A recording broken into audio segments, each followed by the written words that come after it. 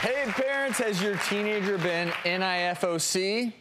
Are you more 9 or 99? And if you have no idea what I'm talking about, listen up, because we're about to decode your teen. And joining us to help out is teen therapist Kelly Richardson. Kelly. Hi.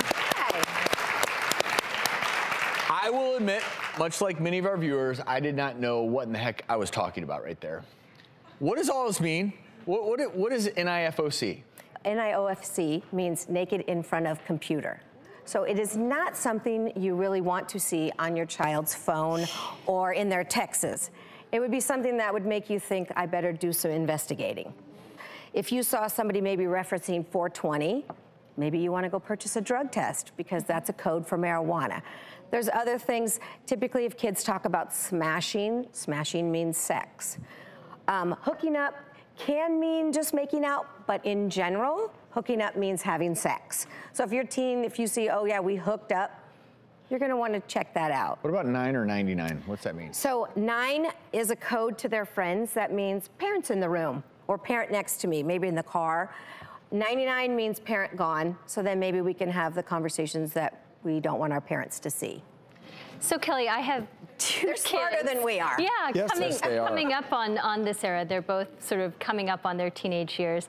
And whenever I hear stuff like this, it makes me so scared because I feel like this numbers and these phrases are changing so quickly. So how do we as parents keep ahead of this? What should we be doing? The things you can do are to follow them on any social media site they're on.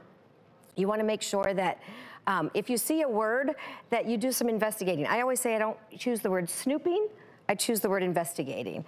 And so let's say we do detect something like that. How do we then raise that topic? What's the best way to broach it with your teen? So I'm a firm believer in having those moments in the car are great moments because they're trapped. They can't get them. They can't walk away. They cannot, they cannot. And so you basically have them stuck right there. Now, most teenagers are on their phone, actually, when they're in the car. So it's a great moment to say, we're gonna have a mom moment. And I always say to parents, expect the eye roll. They're not gonna be thrilled you're having this conversation.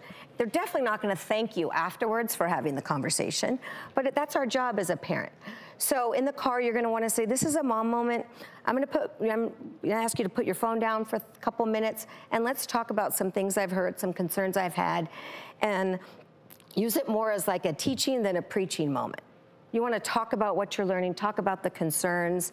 Don't preach at them, because then they're gonna tune you out. We already know teenagers tune us out in like 3 minutes. So keep what you have to say short and concise, but share your concerns.